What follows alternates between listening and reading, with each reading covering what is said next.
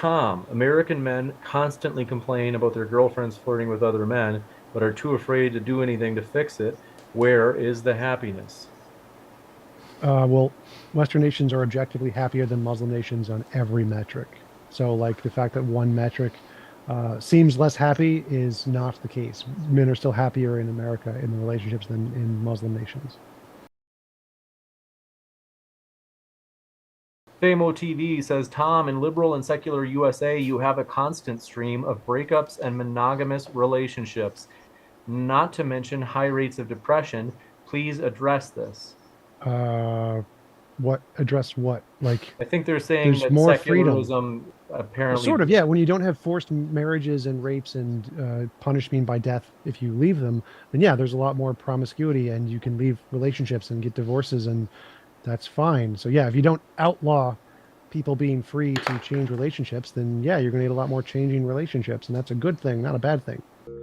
Without a relationship, I'm very sad, no matter what else is going on in my life. With a relationship, I'm very happy, no matter what else is going on in my life. Because most of my life I haven't had relationships, I've suffered from major depressive disorder. When I was in a happy relationship, that cured me of my depression. So it's not an exaggeration to say that these kinds of relationships are the foundation of my happiness. I got my first date when I was around 30 years old, and I was able to get a few relationships that gave me what I needed to temporarily cure my loneliness around 33. You have to be wary of the person you're talking to. Are you talking to someone who's philosophically literate and who likes to debate, or someone who's more emotionally tied into things? That's a great way to put it, I think, is that a lot of people Go are. away, please. I'm on a phone call, on a television with a camera. Go away. I think it's Go away like now. One second. philosopher. No, it's all right. I'm on the camera. You cannot turn the thing on. No more laundry. Yes, you can come down later. Come down later. I'm very busy right now. James, if you have Right now. a Discord, oh, by the way, if you want to join Yes, you mine, can. Please I'll go right definitely now. make you mod in it. But if you have one Oh. individual, the one I- problem with muting is that sometimes it's tough to unmute from this position to Shannon. Oh, sorry about that. No That's all worries. right. I'm lonely. I have been for pretty much my entire life, and it has been the most challenging problem to try and overcome. Tom Jump is a full-time YouTuber who debates professors, philosophers, and theologians.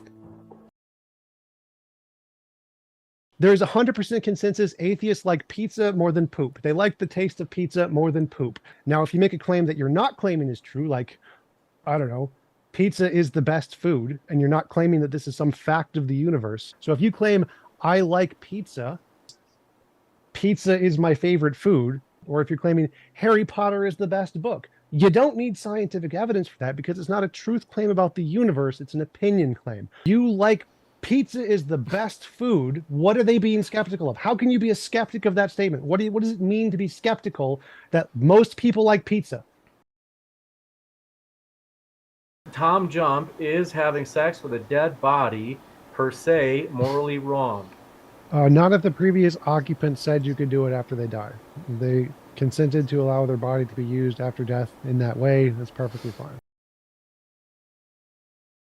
Is touching a baby on the hand with sexual intent wrong, even if it doesn't cause any harm? And if it is wrong, why? Yes, because the baby didn't consent. So if the baby doesn't consent, it's a violation of its consent, and so it's immoral. But the baby doesn't consent to being like held at all. Yeah. So it'd be morally better if you didn't ever violate any consent ever. So mothers are immoral by carrying their babies. Yes. So imposing on the baby's will by touching them without consent is immoral. Yes. This was one of the key realizations in my life. To really overcome loneliness, you need people with a diverse skill set who can make up for your weaknesses and who are willing to give practical help rather than just theoretical help. Normally, people refer to these mysterious entities as friends. Unfortunately, it wasn't till around age 25 when I had this realization and recognized the true value of friends for the first time in my life. fewer people are getting married. I think you have a personal problem with that issue of, finding a female partner, Tom. So these are things that I'm not trying to dig at you, Tom. You just literally had a video talking about your trouble on your channel about having difficulty finding a girlfriend, I think. Instagram model, yes. I mean, anybody in the chat, please, if you could have an Instagram model introduce me, it'd be appreciated. It would be great.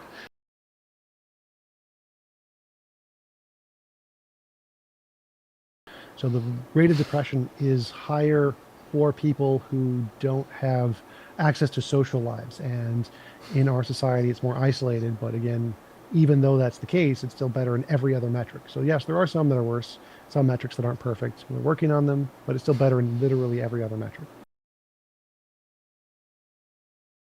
It is my dream to create an institution, call it an atheist church, a church designed around providing these necessary steps to help people overcome not only loneliness, but whatever ails them, including helping those whose religious churches neglect.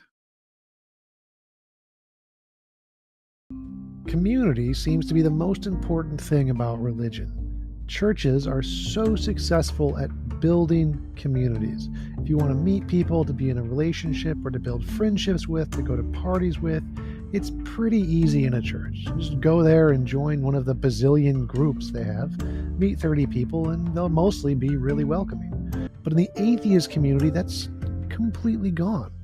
It's so hard to find a community like that in local atheist groups that you can just go up to and they'll be willing to just introduce you to whatever is going on in the community and be willing to immediately help you with giving you the connections to find what it is that you really need. Because of this, I had never realized the potential church institutions had to provide a community to truly help people. But the more I thought about it, the more I realized that I wish I had such an institution throughout my childhood,